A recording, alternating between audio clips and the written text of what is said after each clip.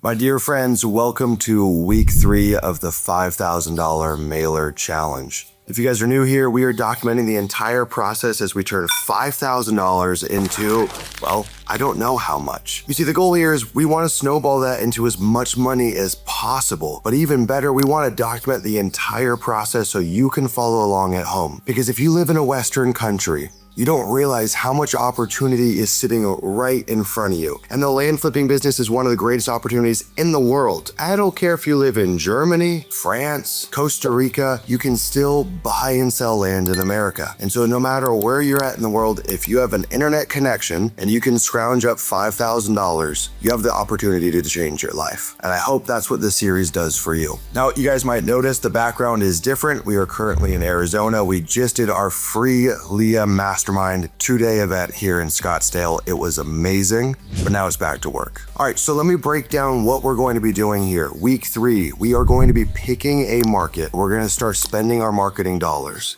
And in this process, we're going to begin validating price. So not only am I going to find markets that I think are good, we are also going to get a top-down view and say, do I think I can create a blind offer here to this owner? Because ultimately, that's the goal for this marketing challenge. I want to use direct mail and I want to send blind offers.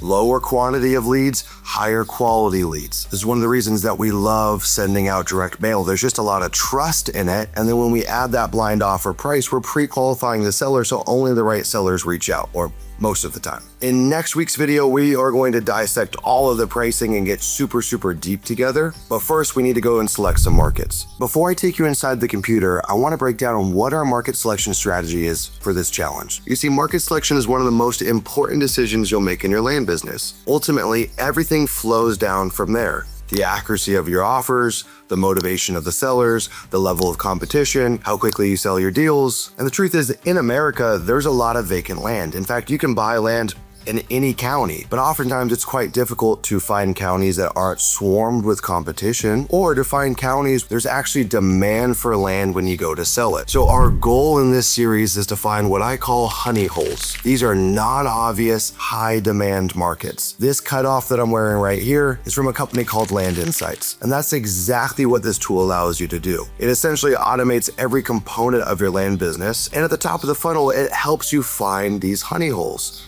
It also tells you what the pricing is, how you should price it, you name it, it's got it. So that's the first thing. We're going to be looking for honey holes. Now, the way that we figure that out is by looking at sell-through rates. That's a term and a framework that was literally invented inside of LIA, and we look at supply levels.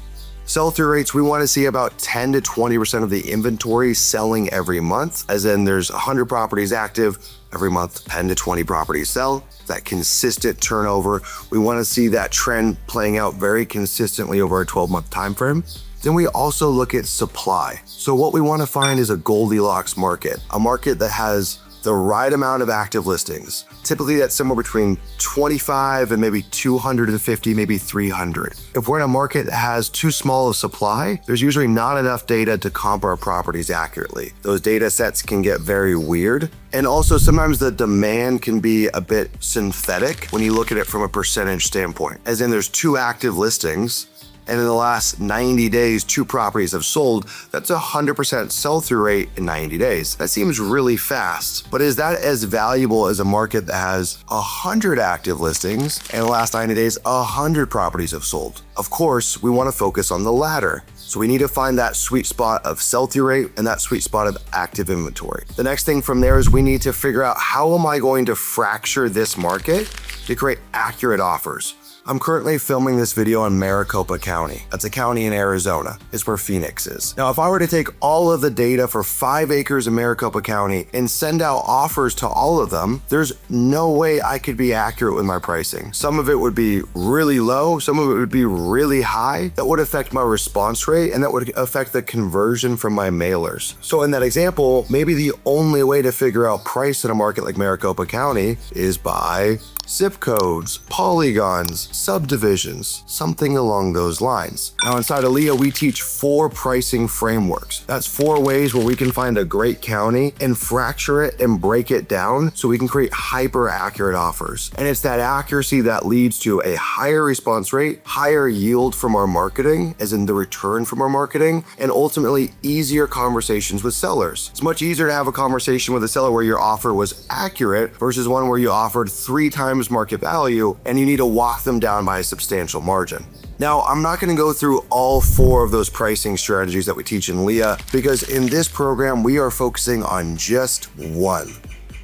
This one framework is something that I stumbled upon back in 2019 when I started my land investing career. Now, at the end of the day, this is probably the most efficient marketing and pricing strategy for land flippers, but it requires a lot of work. And that's why a tool like Land Insights makes this possible. Frankly, without it, it becomes next to impossible to where the juice is almost not worth the squeeze. But when done correctly, this is the most efficient use of our marketing dollars, especially if you're using direct mail. The premise is, let's take Maricopa County, for example. You have the whole county, and in the county, let's say there's 300 separate subdivisions. Now, each subdivision is like its own ecosystem. It's got different CC&Rs, different HOA dues, different size properties, and ultimately, different values. And so this allows us to come in and be hyper accurate with our offers because the geography is so tight, it's so condensed, so zoomed in. And oftentimes when developers develop subdivisions, they create properties that are homogeneous. They probably have access to the same utilities, probably have similar slope, similar features,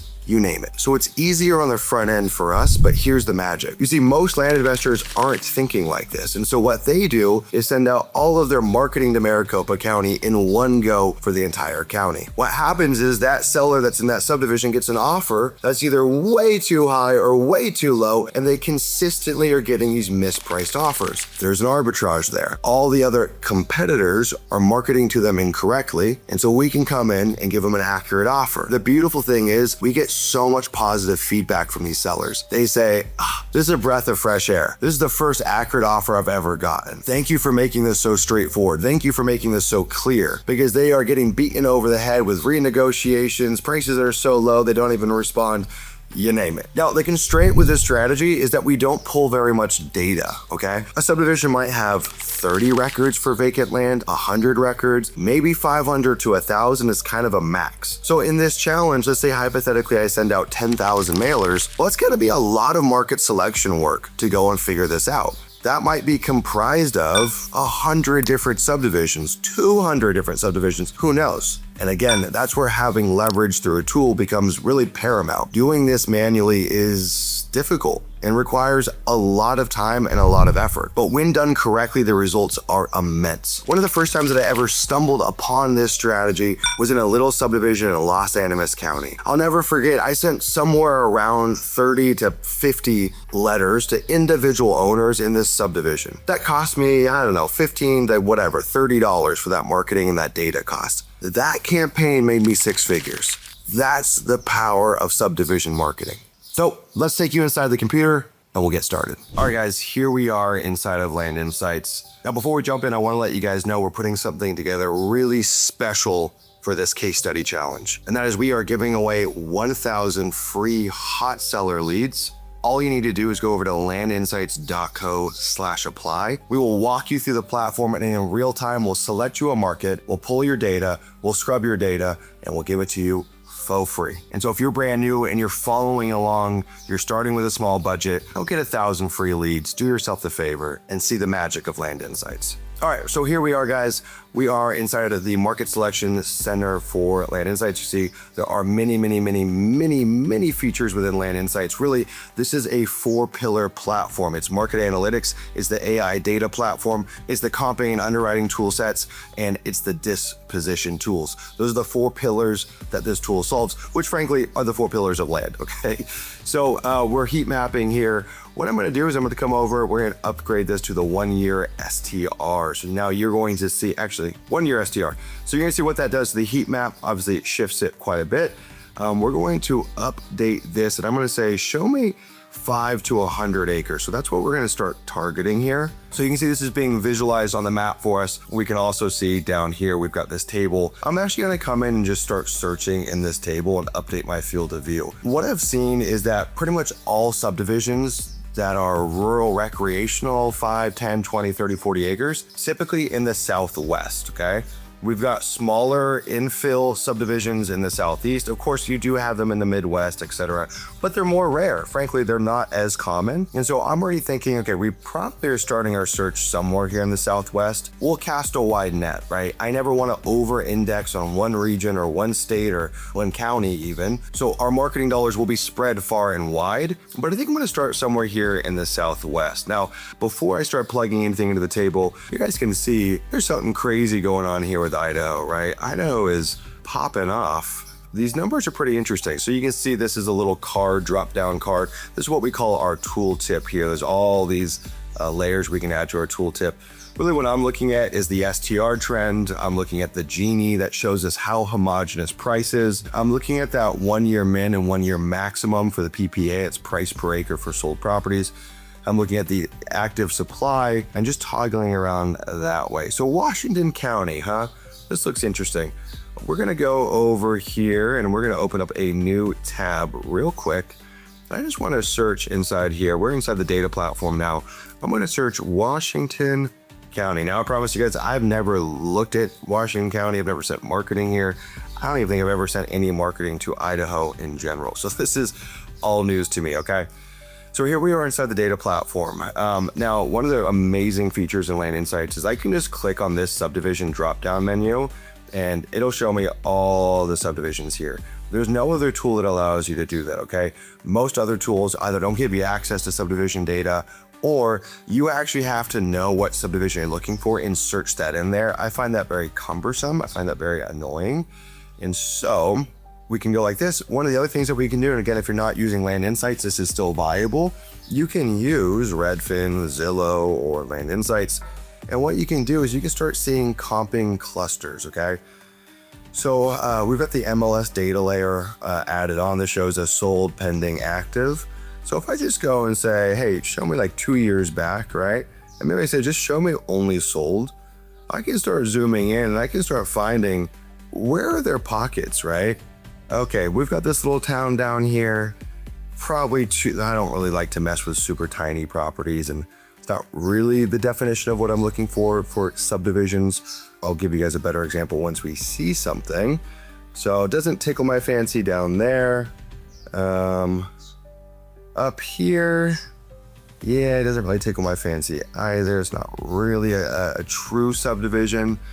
So Washington County, huh? This might not be it. Okay, small subdivision over here, right? We see there's a good amount of sales. Again, this is a small data set. This is not a huge data set. Let's go and say, just show me all comps. Is there anything active? No, there's not. So this is fast. Well, there's two active. This is fascinating though. We've got more sold than active. This is running along this water frontage area. So if I click on this, what's the name of this subdivision? This is, What is this, guys? I don't even know. I do not know. Washington County. Maybe this isn't in a true subdivision. So let's just take a couple more clicks here. Typically we would see if this was a subdivision, we would see it popping up under this parcel section. There's nothing coming up under subdivision. So what this might require us to do though, is we might want to use our handy dandy polygon. So what we can do is we can come over to the data platform here. I know I'm probably moving at a mile a minute for you guys, but check this out. We can come over here and I can just build out a polygon and just capture all of this, right? This is not a subdivision in the truest sense with an HOA or a POA, but in the same vein, these are pretty homogeneous properties. It has a lot of the characteristics of a subdivision. So I'm just gonna come in here and we're just gonna draw a quick polygon. Let me make sure I'm not missing anything. Nope. So we're gonna go bang, bang, bang, bang. Oops. Okay, there we go. So we've got this data set here.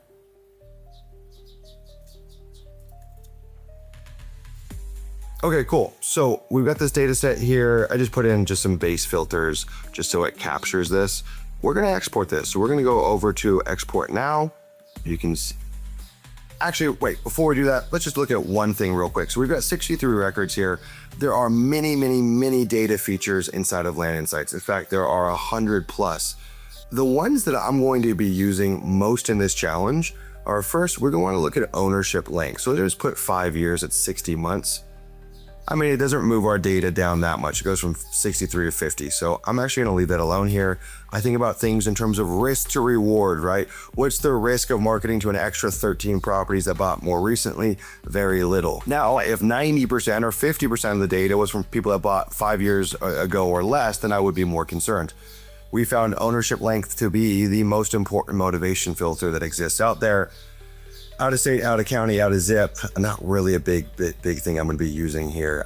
Again, all of the meta-analysis, all the data that I've ran is not as important as people think, but ownership length is important. Because this is a small data set, I'm going to leave that alone. But just so you guys can see, if we click on out of state, it goes from 63 to 29, right? Okay, leave it alone. Now, if we wanted to, we could come down here and run our AI scrubs for landlocked properties, for flood zone, for wetlands. We could even do it for road frontage if there's a subdivide opportunity here. But truth be told, really, that doesn't concern any of these. You've got a little wetland section here with a creek running through, more like a water feature.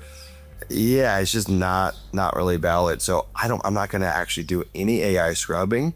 I will deduplicate the owner. So we'll click that. And just so I don't mark it to someone that owns 3 properties and mark it to them 3 times over again, we will click that on. I'm going to keep the larger parcel. We're not going to be doing any skip tracing here. If I wanted to, I could skip trace for 2 cents on this data set, but that's it, right? So we're going to go over here to export. Now I can see the full data set inside of here. I can go and click through if I would like, but I'm not going to. So we're just going to purchase this now.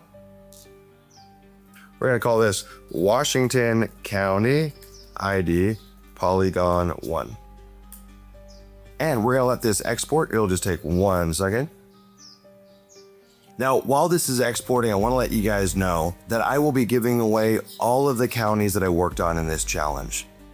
Now, of course, it would take dozens of hours to document every single market that I pull in this challenge, but it's a free resource down below. I will be giving away every single county that we work in during this challenge. All you got to do is put in your information. I'll email it on over, and you can see exactly what worked for us, what didn't work for us.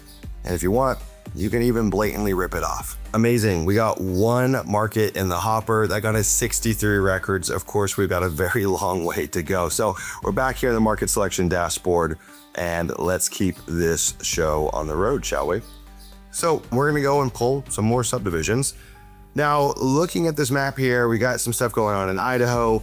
We'll probably pull some more markets here in Idaho, but just for the sake of entertainment, let's just try something different, right? Let's pull on down into Colorado and see what's going on out here.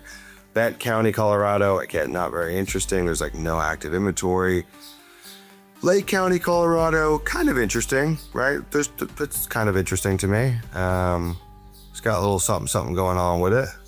You got Logan County, Colorado, again, not really enough inventory to get my blood flowing. So let me just peel down. Let's look at 2 to 5 acres real quick and let's just see what comes up. You got Elbert County, again, there's not really much active going on. Mineral County, Beck County, blah, blah, blah.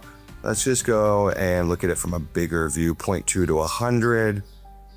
Jackson County, God, what is up with these markets, man? They have no inventory. It's crazy. Of course, Pueblo County's got 902 active listings. Yeah, that's probably too much to get me interested. Jackson County, Grand County. Yeah, very interesting. You got Eagle County, Colorado. Not great, right? Not great. Definitely not booming. Not really up to snuff for me. Routt County, 69% STR, 67. Yeah, there's a lot of stagnant inventory out. These STRs are just not quite what I would like. Now, the truth is, even in a bad county, you can still find decent submarkets. That is a real thing. And let's play with that concept, right? Let's pop into the data platform and let's go and just start with Lake County, Colorado. This by no means tickled my fancy. It's got decent sell-through rate metrics. Problem is it just doesn't have a whole lot of supply. But let's just go and play with it, right? Because you could come into this market and from a county's view, it's like, stats aren't great. But what if, and you can kind of see it here, what if all the activity's happening in a singular pocket? And maybe that pocket has amazing stats. It's got the right supply, it's got the right sell-through rates. And so you can find what I call a needle in a haystack, a great market and a bad market. And that's the beauty of fracturing things and breaking things down through the 4 pricing strategies that we talked about in LIA. So right off the jump, I'm already seeing a few clusters of subdivisions, right? You got this over yonder, you've got this, you've got this. This is really catching my eye up here. This is looking like a bit of a boom town. So some of these are a little rinky-dink, a little smaller than I might like. Most of these are developed too, so we're not going to find much here in that subdivision that's going to be truly vacant. But still, all things considered, there's a lot of activity. What is this? All right, so this is definitely a big subdivision, right? We can tell that much. Got a lot of vacant inventory. This looks like it's in a different county, but what is this? We'll go over to parcel. And this is in VOTS filing 14, whatever that is. So I'll just copy that to my clipboard. And this is in Park County. So let's just play with that real quick. Again, I'm kind of in sleuthing mode, right? We'll go Park County, Colorado, subdivision. Let's just search this VOTS. Does anything come up? So yeah, a bunch comes up, VOTS. I'm just gonna turn this off for a second here. So it looks like there's many of these VOTS. And so let's just grab all these real quick and see what happens.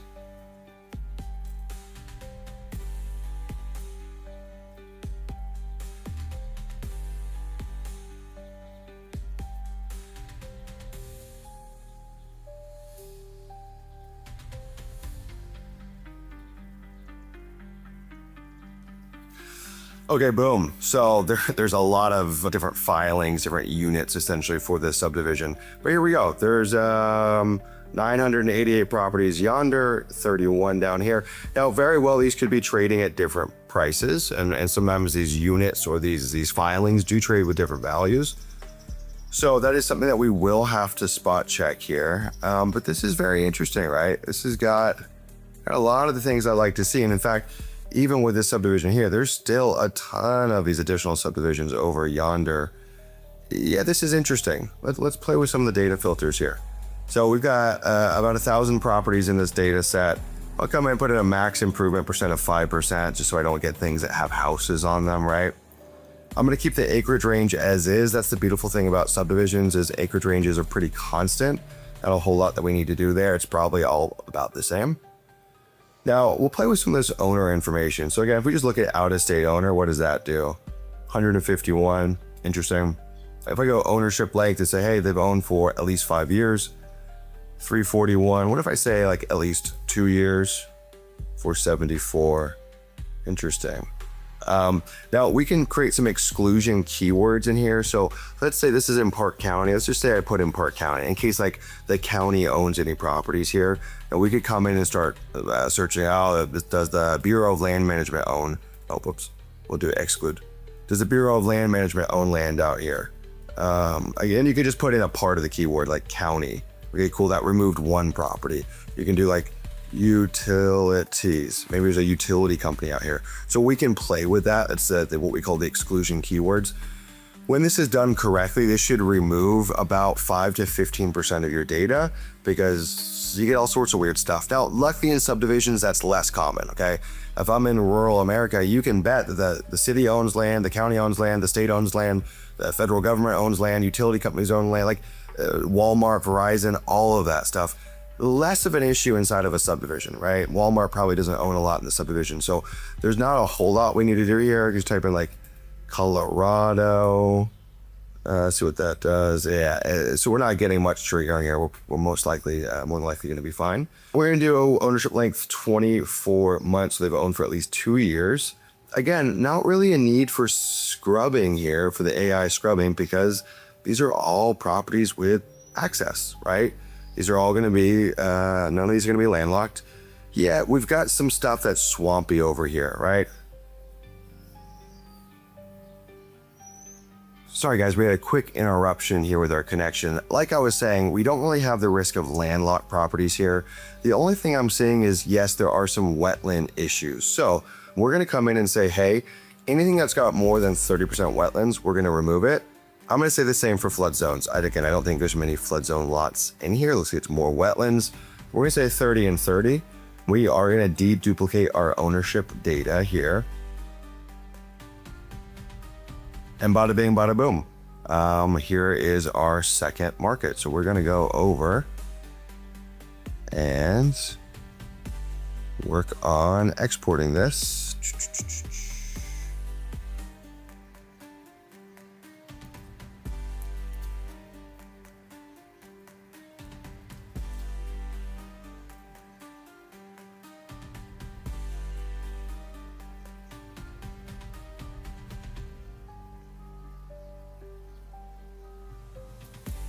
So as I'm playing here with the data, I've actually decided we are gonna roll with the own for 5 years.